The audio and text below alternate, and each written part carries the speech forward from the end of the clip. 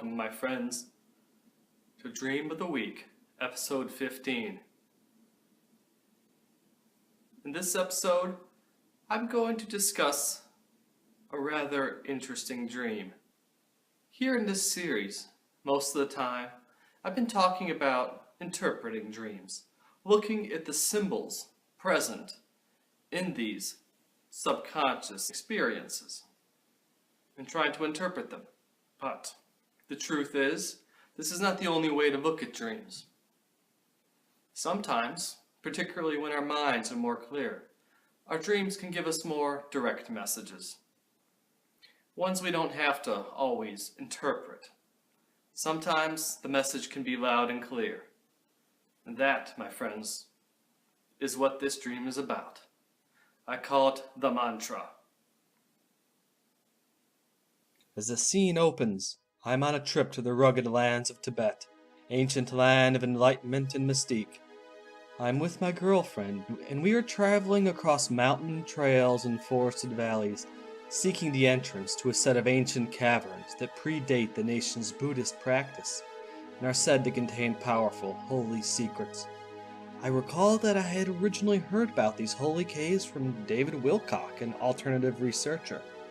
We spend some time preparing in town, then head out on a donkey across the lands, following the trails across verdant forest paths and rugged mountain overlooks.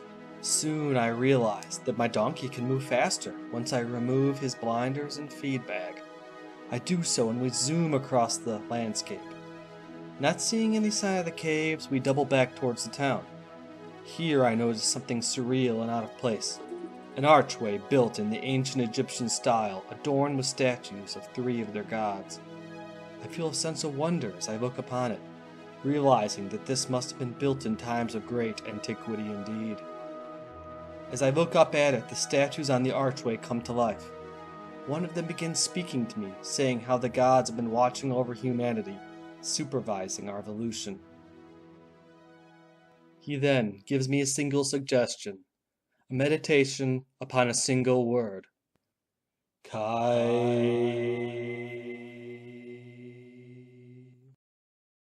Dreams can be a diverse subject. At times, we might picture our dreams as being random, muddled, confusing things with symbols that we have to really look deep into to interpret. Like that centaur dream I talked about a while back. A bunch of crazy, random weirdness thrown together, which might have some meaning if we look at it from the right point of view. Now this dream, on the other hand, is a bit different. You could certainly look at the symbolism here. For example, I could look at Tibet as being a mindset of spirituality and mysticism. The same, I could look at the Egyptian symbols there as representing these hidden spiritual mysteries that I've been seeking. I could even look at this donkey in the dream as maybe representing my willpower, that I'm driving ever forward, that once I get rid of the things like the blinders and the feed bag, once I make the donkey more free, once I make my will more free, I can progress faster. I could say all those things, and I guess I just did. I suppose that's all I'm going to say about those things, though. This dream, to me, is particularly fascinating. Number one, because of its clarity. It's one of those very clear dreams that feels like it has a degree of power and reality to it. In it, I feel that there's a communication that's kind of direct. Now, first off, you'll note that here I'm talking to an Egyptian god. Was this Ra or was this Horus? I'm not quite sure. It's one of those things that I wasn't quite able to tell from this dream. But, definitely speaking to an Egyptian god. Does this mean I literally believe in them as physical, flesh and blood entities? Do I worship the Egyptian gods or any other pagan gods for that matter? No, I don't. And in that regard, they could be viewed as just symbolic. And if I were to say those are symbols They're symbols of the higher self, the greater me, the divine aspect in all of us. But that's as far as I'd really read the symbolism in this dream. They give me this clear message that they're watching over us. They're watching over me and all of humanity. There's a higher force looking out for us, watching over our evolution. Now, I'll admit this. In a certain sense, I'm not a very religious person. I'm not one of those who will bow down and pray to what I perceive to be some kind of higher power. In a certain sense, I feel that my own consciousness, which definitely extends past my physical and individual being, as much of a god as you're going to get. But in another sense, the Egyptian gods and pantheons like that very much resonate with me. The symbols in those gods, their archetypal presence has a definite power to it. So I feel this is a good way for me to receive a message like this. In here, this entity openly gives me a mantra to use. I feel this is something that we can get in dreams. We can get this clear communication that can give us valuable advice on the paths we're walking. In the past, I haven't always gotten dreams that directly give me mantras to use in meditation. But in the past year, it's happened twice. During different times in my spiritual journey, as I've been really focusing on meditating and raising my consciousness, I feel that the inner me is pushing me along, that I'm getting a bit of help here. This might be similar to the ways that certain famous artists and poets and inventors have received direct insights from their dreams, a process that has led to numerous great inventions and discoveries over time. And the other incident where I received a mantra in my dreams was also a very clear communication, where I walked out of the town I was in and into this beautiful valley where the sun shone down its rays into this spot that I knew was a spot where I could achieve what they call ascension, or raising myself to a higher state of being. And as I stood there and floated into the air, rising up and up and up over the lands into the skies, I began chanting this verse, which subsequently I used in my meditations. Just recently I replaced it with this current mantra I got. Now, some people might say I'm being influenced by negative astral beings, that there's some trickery at play here, and that I should definitely be on the lookout for deception. There's a certain point of view which would say that whenever we receive any kind of communication in dreams or in another state of consciousness, that there maybe is something nefarious at play there. Whether you're talking about the more religious people and their talk of demons, or conspiracy theorists talking about the shadow government or alien entities influencing dreams. And you know what? I totally see that point of view. And I am on the guard for that. I've had plenty of dream and astral experiences where, yes, I have encountered trickster or negative entities. Whether you feel these are real and independent beings or part of my own consciousness, I suppose doesn't really matter. I think I've learned to tell the difference. And like everything else in life, I look at it with the possibility that, hey, anything could be trickery. Anything could have an ulterior motive to it. So you take what comes to you, utilize what works, and discard what doesn't.